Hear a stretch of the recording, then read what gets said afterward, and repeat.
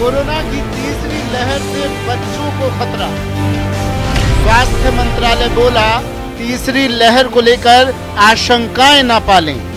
Corona की तीसरी लहर से बच्चों को डराना नहीं, बचाना है।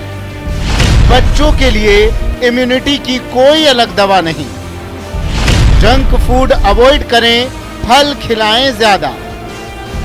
बच्चों के लिए फिजिकल एक्टिविटी बहुत है जरूरी। बच्चों का टीवी देखना और मोबाइल का इस्तेमाल करें कम। बच्चों को पूरी नींद की अधिक जरूरत। बच्चों से संवाद करें, अकेले नहीं रहने दें। टीके के बाद भी सावधानी अपेक्षित। हर हाल में अपने बच्चों को रखें सुरक्षित। कोरोना की तीसरी लहर से बच्चों को कैसे बचाएं? बच्चों को रखें सुरक्षित। तो कोरोना की तीसरी लहर से बच्चों को आखिर कैसे रखें सुरक्षित, इसी को लेकर आज हम चर्चा करेंगे और हमारे साथ में दो खास मेहमान जुड़ेंगे। डॉक्टर प्रियांशु माथुर हैं जो कि चाइल्ड स्पेशलिस्ट हैं। इसके अलावा डॉक्टर अतुल जिंदल हैं जो कि एडिशनल प्रोफेसर हैं एम्स रायपुर के। आप दोनों का बहुत बहुत स्वागत है न्यूज 18 राजस्थान में। सबसे पहले डॉक्टर प्रियांशु माथुर, मैं आपका रुख करना चाहता हूं। लगातार जो संभावना है वो ये जताई जा रही है कि बच्चों को तीसरी लहर से खासा खतरा रहने वाला है, तो आखिर बच्चों को सुरक्षित कैसे रखा जाए, ये लगातार अपने आप में एक बड़ा सवाल उठ रहा है। हम आपसे जानना चाहते हैं, चूंकि आप खुद एक चाइल्ड स्पेशलिस्ट हैं, तो अमूमन कितने केस लगातार बढ़ना शुरू हुए हैं बच्चों के, खासतौर पर कोविड पॉजिटिव के? धन्यवाद। तो मैं आपको बताना चाहूंगा कि पहला तो है बच्चों का बचाव कैसे करें। तो बच्चों का बचाव करने के लिए जो सबसे महत्वपूर्ण है वो डेफिनेटली परिवार वालों को सबको वैक्सीनेशन स्ट्रेटेजी है।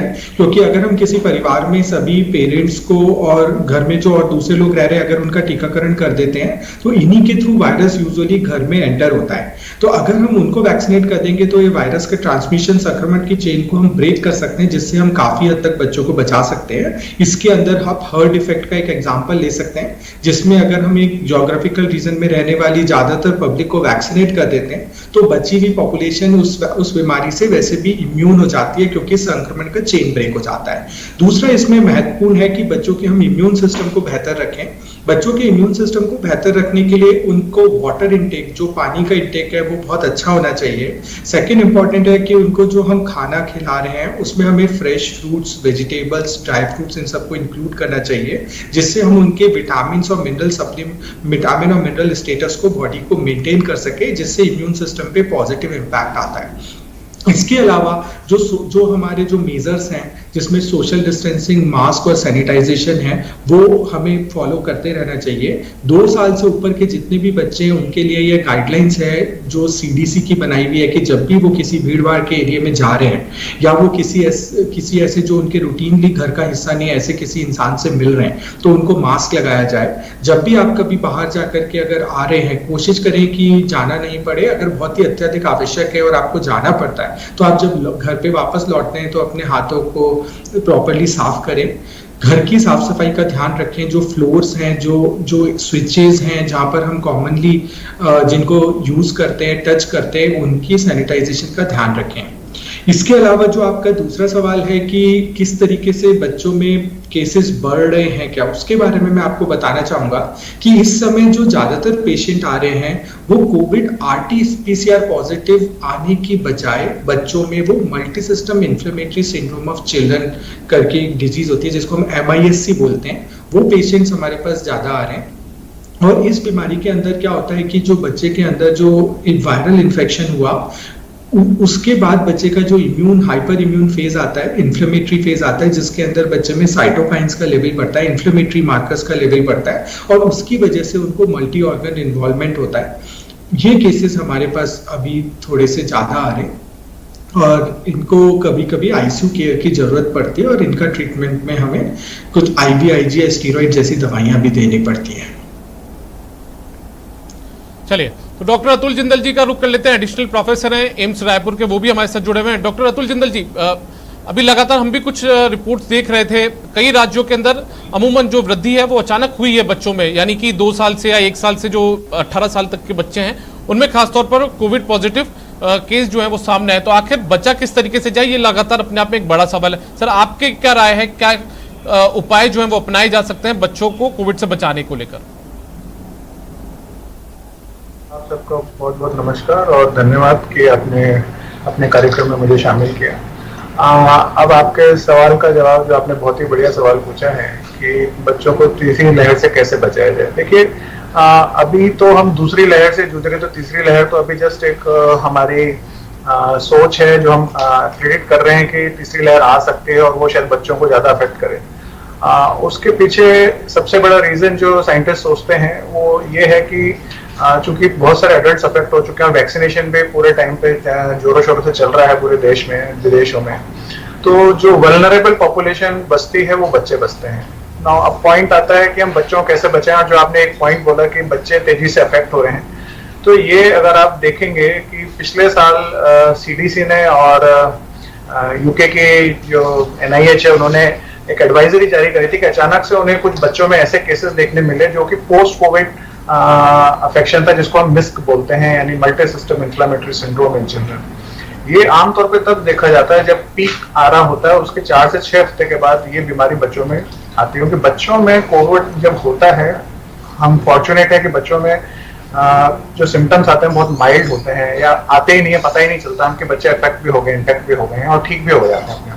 पर ये जो प्रॉब्लम आती है 4 से 6 हफ्ते बाद देखने को मिलती है, जिसको हम मिस्क बोलते हैं, और ये बहुत खतरनाक प्रॉब्लम होती है जो कि बच्चों के हार्ट पे उनकी कोरोनरीज को डायरेक्ट अफेक्ट कर सकती है और जानलेवा भी हो सकती है। बट क्योंकि अगर हम राइट टाइम से इनको डायग्नोज कर लें तो हम उसका इलाज कर सकते हैं। तो ये जो अभी बच्चे अभी दूसरे राज्यों में मिल रहे हैं, तेजी से आ रहे हैं, मोस्ट ऑफ देम ये बच्चे, इनफैक्ट मुझे पता है राजस्थान में भी काफी सारे इस तरह के बच्चे डायग्नोज हो रहे हैं जिनको मिस्क है और उनका बढ़िया इलाज हो रहा है और उनमें आउटकम अच्छा होता है अगर हम उनको प्रॉपरली डायग्नोज कर लें कि मिस्क है। जहां तक बात आती है बचाने के लिए, तो देखिए सबसे इंपॉर्टेंट है कि जितने अडल्ट्स जो घर में हैं अगर वो अपने आप को वैक्सीनेट करके रखेंगे, खुद वैक्सीन लेंगे, तो बच्चे ऑटोमेटिकली बचते हैं। दूसरा, कोविड अप्रोप्रिएट बिहेवियर हमारे बच्चों को सिखाना बहुत जरूरी है, यानी कि मास्क पहनना, हाथों को सैनिटाइज करना, सोशल डिस्टेंसिंग करना। जब तक हम उसको बिहेवियर को बच्चों के सामने नहीं दर्शाएंगे, हम खुद उनके सामने एक एग्जाम्पल सेट नहीं करेंगे, तो हम बच्चों को क्या बोलेंगे? क्योंकि अब तो WHO बोलता है कि 5 साल से ऊपर सभी बच्चों को मास्क लगाना जरूरी है। और अब ये भी इंपॉर्टेंट है कि हम सिर्फ खाली मास्क नहीं, हम डबल मास्किंग लगाएं, यानी कि मास्क के ऊपर एक और ब्रेस या एक और मास्क लगाएं, जिससे कि जो थोड़े बहुत लूज एंड्स रह जाते हैं जहां से कि एयर एंटर कर सकती है, तो हम उससे भी उनको बचाएं। तो खुद को एक मॉडल एग्जाम्पल सेट करना है बच्चों के सामने कि वो कोविड अप्रोप्रिएट बिहेवियर फॉलो करें। सोशल गैदरिंग्स, अननेसेसरी मार्केट जाना, होटल रेस्टोरेंट में जाना, पार्टीज जाना, ऑर्गेनाइज करना, ये अभी बिल्कुल अवॉइड करना चाहिए, खासतौर पे बच्चों के लिए। तो मेरी तरफ से तो यही पॉइंट्स रहेंगे कि इन्हीं से बच्चों को बचा सकते हैं। बिल्कुल, तो कोविड एप्रोप्रिएट बिहेवियर जो है उसे अपनाना यहां पर पड़ेगा। हम डॉक्टर प्रियांशु माथुर जी का रुख करते हैं। प्रियांशु जी, जिस तरीके से डॉक्टर अतुल जिंदल जी भी बता रहे थे कि कोविड गाइडलाइन या फिर जो भी सरकार ने नियम बना रखे उनकी पालना करवाना बेहद जरूरी है और इसी से बच्चों को भी कोविड से बचाया जा सकता है। लेकिन सबसे बड़ी चुनौती यह है कि छोटे बच्चों में भी लगातार जो केस हैं कोविड पॉजिटिव के वो सामने आए हैं। अब ऐसे में उनसे कोविड गाइडलाइन की पालना किस तरीके से करवाई जा सकती है, वो तो अपने आप में एक बड़ा सवाल है। वो नियमों को किस तरीके से मनवाए उनसे, तो खासतौर पर माँ बाप को, जो उनके पेरेंट्स, उनको खासतौर पर ध्यान रखना पड़ेगा। तो वो उनके लिए क्या सुझाव सर आप बताएंगे? पेरेंट्स को मैं जो महत्वपूर्ण सुझाव है वो तो यही रहेगा कि अनावश्यक घर से बाहर ना निकलें, और जब भी आप घर से बाहर निकलते हैं तो आप अपना खुद का स्वयं का ख्याल रखें, कोविड अप्रोप्रिएट बिहेवियर को अपनाएं। और जब भी आप घर में आए, घर में आने के बाद अपने जो भी कपड़े आप बाहर पहन के आए उन सबको धुलने में डाल दीजिए। अगर आपको कोई भी बीमारी के लक्षण कभी भी आते हैं तो पॉसिबल है तो आप आइसोलेशन में, आपको आइसोलेट हो जाना चाहिए और अपना टेस्ट कराना चाहिए। दूसरा इंपॉर्टेंट इशू है कि अपने बच्चे की सेहत का ख्याल रखें। अगर उनको कोई भी किसी भी तरह के लक्षण आते हैं, चाहे बुखार आए, खांसी जुकाम आए, तो तुरंत डॉक्टर को संपर्क करें, ताकि अगर उन्हें कोई भी बीमारी है उसका समय पे डायग्नोसिस हो पाए और उसका एप्रोप्रिएट ट्रीटमेंट मिल पाए। डॉक्टर अगर आपको सलाह देता है कि आपको बच्चे की किसी भी जांच की जरूरत है तो वो कराएं। एक इसमें महत्वपूर्ण बात ये है कि जो भी बच्चे कोई क्रोनिक डिजीजेस से सफर कर रहे होते हैं उनमें इस कोरोना की बीमारी की सीवियरिटी ज्यादा होने की संभावना रहती है। जैसे कि अगर कोई बच्चा एनीमिक है, कोई बच्चे को किडनी की कोई डिजीज है, कोई बच्चा अस्थमैटिक है, किसी बच्चे को कोई हार्ट का प्रॉब्लम है, तो उनके वो जो पुरानी एग्जिस्टिंग बीमारीज हैं या किसी को मसल की वीकनेस है, मायोपैथीज है, ये सब बीमारियों का जो इलाज, उनका प्रॉपर इलाज है वो अपने डॉक्टर की सलाह से करते रहें और अपने बच्चे के जो भी न्यूट्रिशनल डेफिशिएंसीज हैं उनको जल्दी से जल्दी करेक्ट करें ताकि उनकी इम्यूनिटी बेटर रह पाए। इस तरह से पेरेंट्स का बहुत महत्वपूर्ण रोल हो सकता है। अगर वो थोड़े से भी जागरूक हैं तो वो अपने बच्चे को बचा सकते हैं। और अगर फिर भी इन सब करने के बाद भी अगर बच्चे को कोई बीमारी हो जाती है तो उसको कभी भी छुपाए ना। कोई लक्षण हो सकता है आपको इंपॉर्टेंट नहीं लग रहा है, या हो सकता है आपको कोई लक्षण नहीं है फिर भी वो बहुत ज्यादा इंपॉर्टेंट लग रहा है। आप बट ये सारी बातें अपने डॉक्टर से शेयर करें, उनकी सलाह लें, उनको एनालाइज करने दीजिए कि ये सिम्टम महत्वपूर्ण है, ये कोरोना का सिम्टम हो सकता है या नहीं हो सकता है, या ये सिम्टम महत्वपूर्ण नहीं है। तो आप सब बातें उनको बहुत क्लियर बताएं डॉक्टर्स को और उनकी सलाह के अनुरूप चलें। तो डॉक्टर प्रियांशु जी, साफ तौर पर माना जा सकता है कि बच्चों में खास तौर पर माँ बाप की लापरवाही है वो ज्यादा भारी पड़ सकती है यदि थोड़ी लापरवाही वो बरतेंगे तो।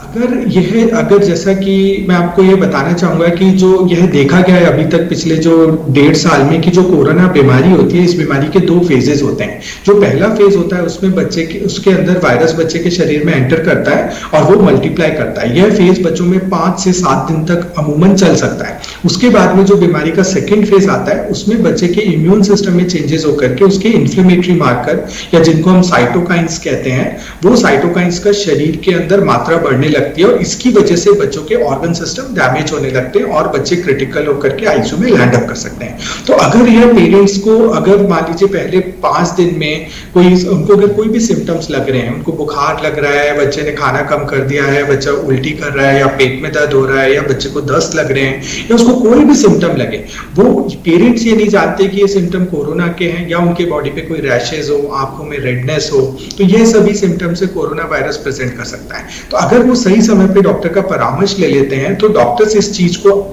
चीज का पता लगा सकते हैं ब्लड टेस्ट करके या एग्जामिनेशन करके कि यह बच्चा सेकंड जो फेज है जिसके अंदर बच्चों को क्रिटिकल होने की संभावना सबसे ज्यादा होती है, वो इन्फ्लेमेटरी फेज या जो साइटोकाइन फेज है या हाइपर इन्फ्लेमेटरी फेज भी बोलते हैं, उस फेज के अंदर तो नहीं जा रहा। अगर बच्चा उस फेज में जा रहा है तो बच्चे को इमीडिएटली उसके लिए ट्रीटमेंट दे करके हमें बच्चे की इलनेस को आगे बढ़ने से रोका जा सकता है। यहाँ पे एक बात समझनी बहुत जरूरी है कि जो हमारे बच्चों का शरीर होता है उसके अंदर डायनामिक चेंजेस चलते रहते हैं। इस बात का मतलब यह है कि हो सकता है आज आपका बच्चा क्रिटिकल है, आज आपने उसके टेस्ट कराया, वो नॉर्मल है, लेकिन हो सकता है 24 घंटे के अंदर उसकी बॉडी के अंदर चेंजेस चले और वो बच्चा डिटीरियोरेट हुए।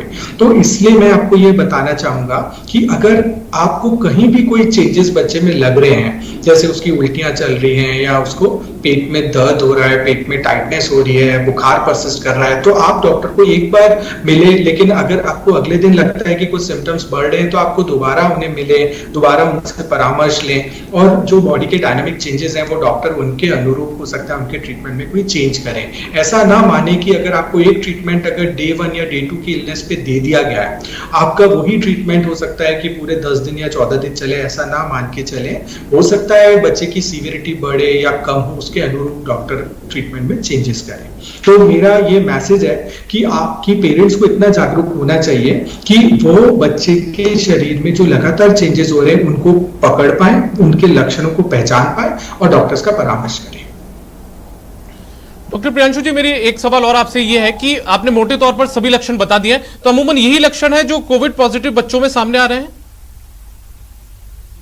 इसके अलावा कुछ और लक्षण भी बच्चों में सामने आ रहे हैं, जैसे कुछ बच्चों में हमें हार्ट का इन्वॉल्वमेंट या ब्रेन का इन्वॉल्वमेंट या लंग्स का इन्वॉल्वमेंट भी देखने को मिल रहा है, और बहुत कभी कभी कुछ बच्चों में किडनीज का इन्वॉल्वमेंट भी देखने को मिल रहा है। ब्रेन का इन्वॉल्वमेंट में कुछ बच्चे जो हमारे पास प्रेजेंट कर रहे हैं वो हमारे पास सर दर्द से, हेडेक से भी आ रहे हैं। इसके अलावा कुछ बच्चे हैं जो हमारे पास एनकेफेलाइटिस लाइक प्रेजेंटेशन भी दे रहे हैं, और कुछ बच्चों के अंदर हमें उनके हार्ट का इन्वॉल्वमेंट देखने को मिल रहा है कि जैसा कि आपको डॉक्टर साहब ने अभी बताया कि बच्चों के अंदर कोरोनरी आर्टरीज का डायलिटेशन भी कुछ बच्चों में पोस्ट कोविड के रूप में देखने को मिला है, जो कि कोविड के सेकेंड फेज में देखने को मिला है, और कुछ बच्चों के अंदर उनके लंग्स का इन्वॉल्वमेंट ARDS जिसको हम बोलते हैं उस तरह का प्रेजेंटेशन भी देखने को मिला है। तो जो कोविड के लक्षण है बहुत वेरिड है, और बट जो ज्यादातर बच्चों में जो लक्षण आते हैं उनके अंदर ज्यादातर बच्चों में ये माइल्ड सिम्टोमेटिक इलनेस होती है या एसिम्टोमेटिक इलनेस होती है,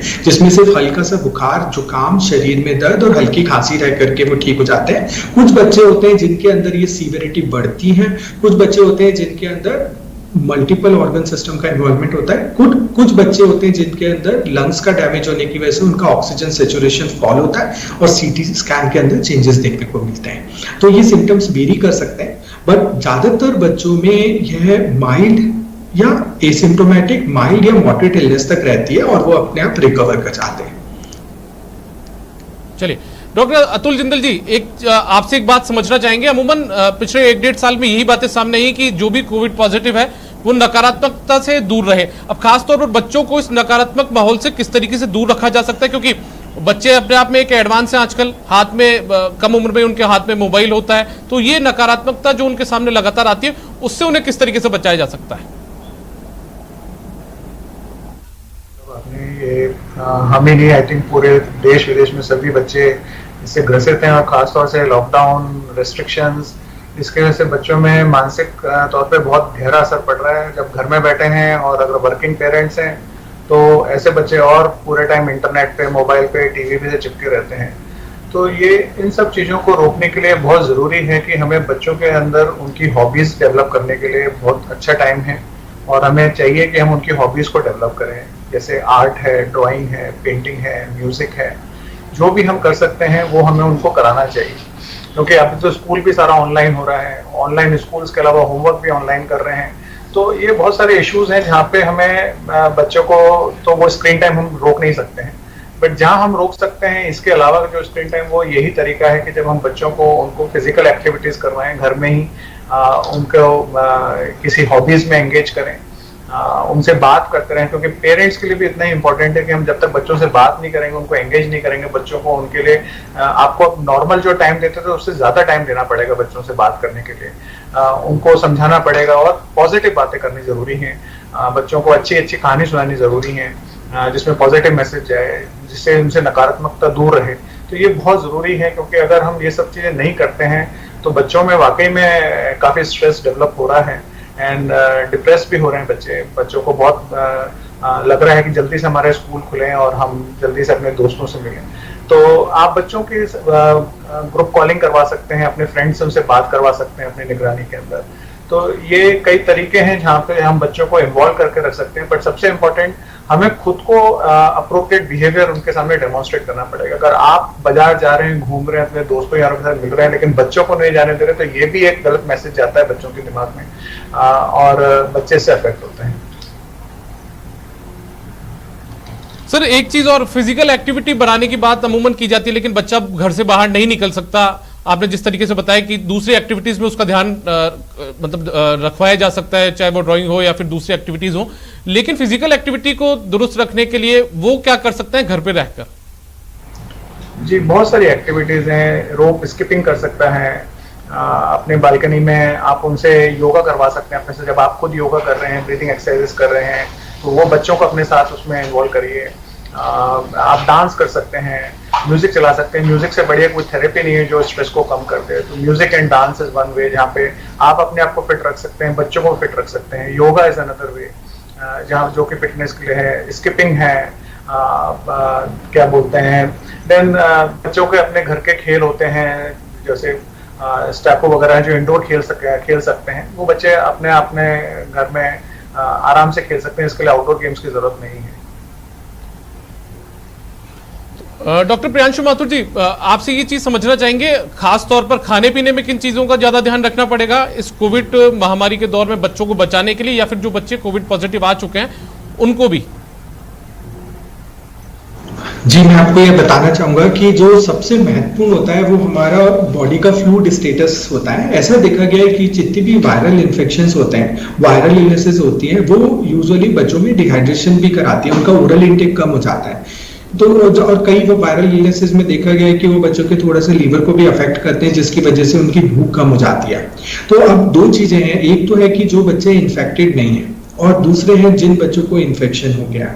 तो जो बच्चे इन्फेक्टेड नहीं है उनका यूजुअली अमूमन ओरल इंटेक अच्छा रहता है, अगर उनको साथ में कोई और एसोसिएटेड इश्यूज नहीं है तो उनका हमें वाटर इंटेक बहुत अच्छा रखना है, क्योंकि ये जो वाटर इंटेक अच्छे रखने से बच्चे की इम्यूनिटी में भी पॉजिटिव इम्पैक्ट देखने को मिलता है। दूसरा इंपॉर्टेंट है कि जो फल है, ताजा सब्जियां, हमारे जो ड्राई फ्रूट्स हैं वो बहुत सारे विटामिन और मिनरल्स में रिच होते हैं, हम इनको खाने में अच्छी मात्रा में दें। दूसरा, हम जो बैलेंस डाइट लें, कार्बोहाइड्रेट, प्रोटीन, फैट्स जो हैं वो खाने में समुचित मात्रा में हो। दूसरा इंपॉर्टेंट इशू है कि जो पैक्ड फूड होता है या जो पहले का बना हुआ खाना होता है उसको जहां तक हो सके अवॉइड करें। अपने बच्चों को जंक फूड से बचाएं, ये बहुत महत्वपूर्ण है। दूसरा एक इंपॉर्टेंट इशू है कि जब अगर बच्चों को बीमारी हो गई, कोविड डिजीज हो गई, तब भी हम कोशिश करें कि उसको जितनी भी भूख लग रही है उसके अनुसार हम उसको अच्छा न्यूट्रिशियस फूड दें, उनका वाटर इंटेक बहुत अच्छा रखें। और अगर मान लीजिए उसके और मल्टीविटामिन सप्लीमेंटेशंस का हम ध्यान रखें, अगर बच्चे का ओरल इंटेक कम है तो विटामिन में vitamin D, zinc, vitamin C, इन सब का काफी अच्छा रोल देखा गया है कोविड इन्फेक्शन में सीवियरिटी को कम करने के लिए। इसके साथ में अगर मान लीजिए अगर उनको अब भी सीवियरिटी ज्यादा है, ओरल इंटेक अच्छा नहीं है, तो डॉक्टर से परामर्श करके हॉस्पिटल में एडमिट करा करके उनको ड्रिप्स और आईवी फ्लूइड्स के साथ में मल्टीविटामिन इंजेक्टेबल भी दिए जा सकते हैं। बिल्कुल। डॉक्टर अतुल जिंदल जी, सर आपसे ये समझना चाहेंगे कि खासतौर पर बच्चों को जो नींद की बात है, वो नींद कितनी ज्यादा इस दौर के अंदर जरूरत पड़ जाती है जब बच्चा घर से बाहर नहीं निकल रहा है, अमूमन उसका पूरा का पूरा वक्त जो है वो टीवी या मोबाइल पर निकलता है? तो जी, ये बड़ा महत्वपूर्ण पॉइंट है कि अप्रोप्रिएट नींद जो लेना है वो बहुत ज़रूरी है। नींद के लिए हर उम्र के हिसाब से अलग अलग आवर्स डिसाइडेड हैं। तो अगर कोई छोटा बच्चा है तो उनको जैसे जो 3 साल से छोटे बच्चे हैं उनको अमूमन 10 से 12 घंटे की नींद होती है। 3 साल से ऊपर 3 से 8 साल के बच्चों को करीबन 9 से 10 घंटे की नींद होती है। 8 साल से बियॉन्ड 8 से 10 घंटे, 8 से 9 घंटे, 7 से 9 घंटे की नींद जरूरी होती है। और उसके पीछे जो भी अडल्ट हैं तो उनको कम से कम 6 से 8 घंटे की नींद जरूरी होती है। तो ये इतनी नींद उनके लिए लेना जरूरी है, क्योंकि अगर नींद की कमी है, क्योंकि अब आप देर रात तक मोबाइल पे स्क्रीन पे बैठे रहेंगे तो भी नींद नहीं आएगी, नींद डिस्टर्ब होगी। और अगर नींद नहीं आएगी प्रॉपरली तो स्ट्रेस बढ़ता है, मेटाबॉलिज्म खराब होता है, वेट गेन होता है। तो ये सारी चीजें हर तरीके से कोरोना के लिहाज से भी खराब है, और कोरोना नहीं भी होता तो भी उस लिहाज से खराब है। तो अप्रोप्रिएट नींद, पर्याप्त नींद लेना बहुत जरूरी है बॉडी के स्ट्रेस लेवल को कम करने के लिए, एंजाइटी को कम करने के लिए, और एक हेल्दी माइंड और हेल्दी बॉडी के लिए। डॉक्टर प्रियांशु माथुर जी, कोविड के इस दौर में बीते 1-1.5 साल में हम लगातार ये सुनते आ रहे हैं कि आपकी इम्यूनिटी पावर बेहतर होनी चाहिए। तो क्या बच्चों की इम्यूनिटी पावर बेहतर रखने के लिए कोई खास तौर पर कोई दवा आप सजेस्ट करना चाहेंगे बतौर चाइल्ड स्पेशलिस्ट, या फिर सामान्य तौर पर ही खान पान का ध्यान रखते हुए इम्यूनिटी पावर ठीक रखी जा सकती है? जी सर, ये मैं आपको बताना चाहूंगा कि इम्यूनिटी को बढ़ाने के लिए कोई बहुत ज्यादा स्पेसिफिक मेडिकेशंस नहीं आती है कि हम वो दवा लें और हमारी इम्यूनिटी को इम्प्रूव करें। ज्यादातर देखा गया है कि जो इम्यून सिस्टम है ये बॉडी का एक इनहेरेंट कैपेसिटी होती है। जो हमारे बोन मैरो होता है वो बोन मैरो हमारी इम्यून सेल्स बनाती है, और इन इम्यून सेल्स की ट्रेनिंग हमारे गले के पास में एक ग्रंथि होती है जिसको हम थाइमस कहते हैं। उस थाइमस में जाकर के इन इम्यून सिस्टम की सेल्स का ट्रेनिंग होता है, और वो ट्रेनिंग होकर के इस कैपेबल बनाई जाती है कि उनको कीटाणुओं से लड़ पाए। इसमें एक इंड्यूस इम्यूनिटी के बारे में भी मैं आपको बताना चाहूंगा कि जिस तरह से हम टीकाकरण करते हैं, तो हम टीकाकरण में क्या करते हैं, हम उन कुछ बीमारियों के एंटीजेंस को शरीर में इंजेक्ट करते हैं। जैसे हम लोग MMR का टीका लगाते हैं, चिकन पॉक्स का, टाइफॉइड, हेपेटाइटिस, इन सब बीमारियों के जो हम टीके लगाते हैं, तो उसमें हमारी इम्यून सिस्टम क्या करता है, ये जो सेल्स हैं उन एंटीजन को पहचान के, और ये सेल्स कैपेबल होती है, डिफ्रेंशिएट कर पाती हैं कि ये बाहरी एंटीजन है जो हमारे शरीर का नॉर्मल हिस्सा नहीं है, और उनके अगेंस्ट वो उनसे लड़ने की शक्ति रखती है। तो ये बेसिकली इम्यूनिटी है कि इम्यूनिटी में हम 3 चीजें इंपॉर्टेंट है समझना। पहली चीज इंपॉर्टेंट है समझना कि हमारे बोन मैरो का इसमें एक मेजर रोल है। दूसरा हमारी जो थाइमस ग्लैंड है जो इनकी इम्यून सिस्टम की सेल्स को ट्रेन करती है कि आप कैसे अपने सेल्फ एंटीजन और नॉन सेल्फ एंटीजन को पहचानें। और तीसरा एक इंपॉर्टेंट इशू होता है जिसको हम इंड्यूस्ड इम्यूनिटी बोलते हैं, जो हम वैक्सीनेशन के थ्रू करते हैं। अब अगर हम बात करें हमारी बोन मैरो की सेल्स का प्रॉपर फंक्शन और हमारी जो हमारी इनेट इम्यूनिटी है उसकी प्रॉपर ट्रेनिंग के लिए, तो उसमें देखा गया है कि जो हमारे न्यूट्रिशनल स्टेटस है उसका बहुत ही महत्वपूर्ण रोल है। और उसके अंदर अगर आपके शरीर में कोई भी डेफिशिएंसीज होती हैं, जैसे जिंक डेफिशिएंसीज है, विटामिन डी डेफिशिएंसी है, विटामिन सी डेफिशिएंसी है, आयरन डेफिशिएंसीज है, ये सब उसको नेगेटिवली अफेक्ट करते हैं। अगर हम इन सब को बॉडी में मात्रा अच्छी रखते हैं तो हमारा इम्यून सिस्टम जो उसकी इनहेरेंट कैपेसिटी है उसके अनुकूल अपना काम करने में सक्षम रहता है। और दूसरा जो इंड्यूस्ड इम्यूनिटी है उसके बारे में तो मैं आपको बताना चाहूंगा कि जैसे ही इसकी कोविड की वैक्सीन अगर अवेलेबल होती है बच्चों के लिए तो पेरेंट्स को एज सून एज पॉसिबल ये वैक्सीन लगवानी चाहिए। जैसा कि अभी सब लोगों को पता ही है कि 2 साल से ऊपर के बच्चों के लिए इंडिया में वैक्सीन की क्लिनिकल ट्रायल्स भी चालू हो गई हैं और ऐसा अनुमान लगाया जा रहा है कि अगले 2 से 3 महीने में इन ट्रायल के रिजल्ट पब्लिश हो जाएंगे और ये दवा हो सकता है 2 साल से ऊपर के बच्चों के लिए अवेलेबल हो जाए। तो डॉक्टर प्रियांशु माथुर जी और डॉक्टर अतुल जिंदल जी हमारे साथ जुड़ने के लिए आपका बहुत बहुत शुक्रिया। तो आप देख रहे थे कि 2 वरिष्ठ जो डॉक्टर हैं जो कि एक्सपर्ट अपने अपने क्षेत्र के, वो बता रहे थे कि किस तरीके से बच्चों को कोविड की तीसरी लहर से बचाया जा सकता है। उन्होंने अपने सुझाव भी दिए हैं, खासतौर पर जो पेरेंट्स हैं उनको भी विशेष ध्यान बच्चों को कोविड से बचाने के लिए रखना होगा।